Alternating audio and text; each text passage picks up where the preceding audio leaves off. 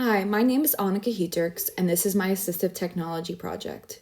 About 7 years ago, my mom had to get her leg amputated after falling off a ladder while doing yard work. Since then, she's met with a lot of different doctors and has gotten a lot of different assistive technology.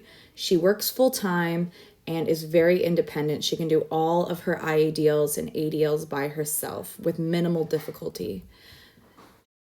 Since she's used so much assistive technology, I've also seen the shortcomings of many forms of assistive technology.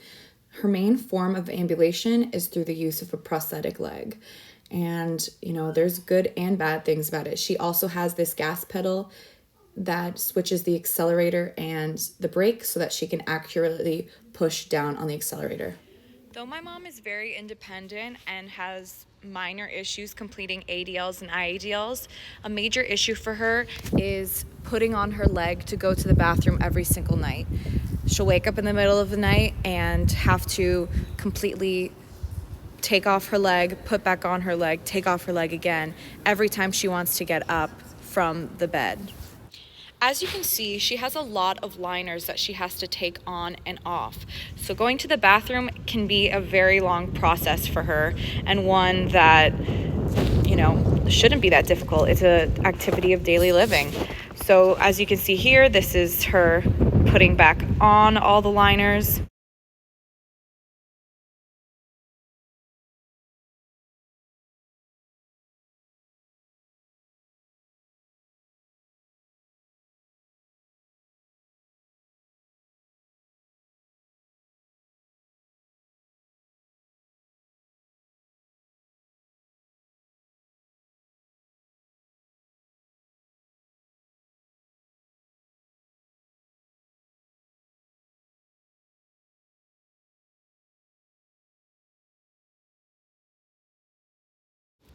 Finally, after that huge long process, she can put her leg on and then get up and walk the short distance to her bathroom to the right. And so there she goes. There she goes.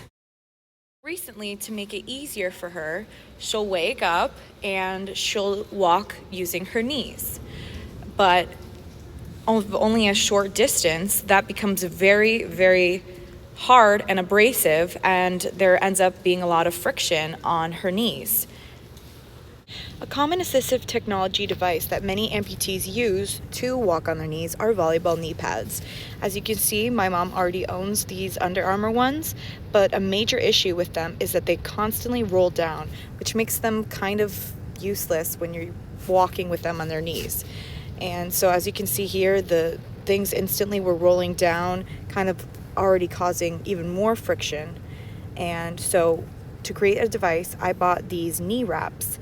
And so as you can see here, it's Velcro, so she doesn't have to slide it on from her foot, and it easily goes on. So here is the two things. I realized that I could create a useful device by combining this knee wrap and the volleyball knee pads so that the top part of the volleyball knee pads could stay up. So as you can see, I safety pinned the two of them together and I started sewing. So what's really nice is you still get the cushion from the knee pad and it stays secure because of the knee wrap. And what's also a great thing is that it's Velcro, so it's easily removable. She doesn't have to take off all of the layers like she would with her prosthetic leg. So I used some thread and I made sure that it was all secure by sewing here up at the top, but then also sewing down at the bottom so that both sides were attached.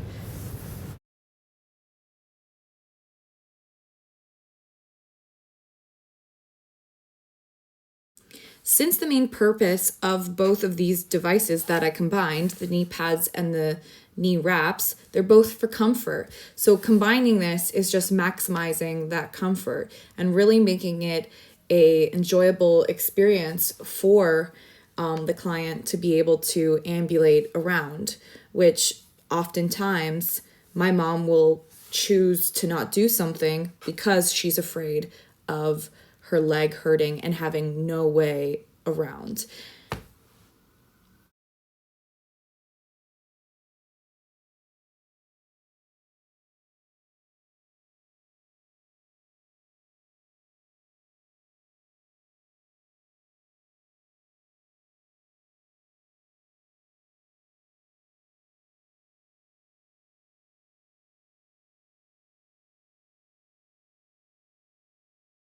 So here's the final product. It's secure, it's together, she can easily wrap it up to fit her leg.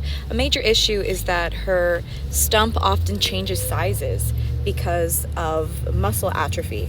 So this could be tightened to fit her changing stump. And she can also quickly loosen it if it is irritating her.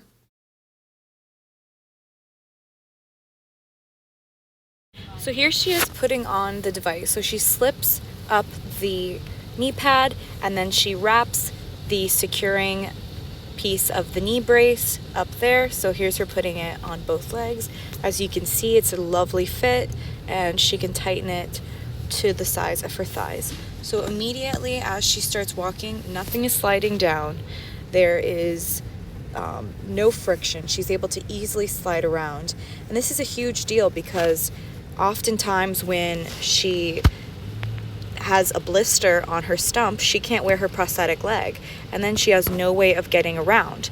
So this way she could easily use her knees to walk all around the house, and then when she's back to the bed, she just easily slides it all off, and it's good for another use at another time.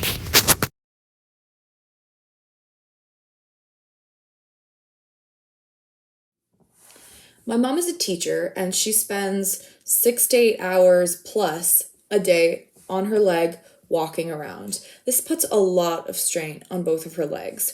Oftentimes, when she gets home, she doesn't want to do much because her leg is just that exhausted. So she'll ask my father or me or my sister to go and do stuff for her. And this also puts a limit on her because she's not able to enjoy the extracurricular things that she likes to do because there's so much strain put on her leg throughout the day.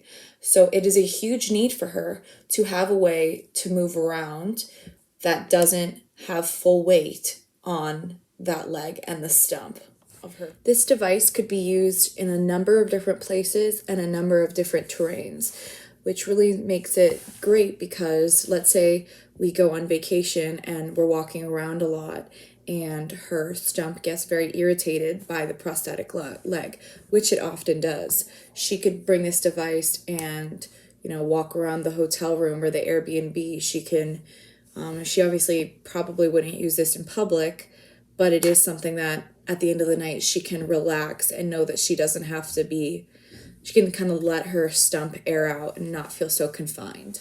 It took about an hour for me to sew both knee pads together, and it also required me to have very fine motor skills in order to hold the thread.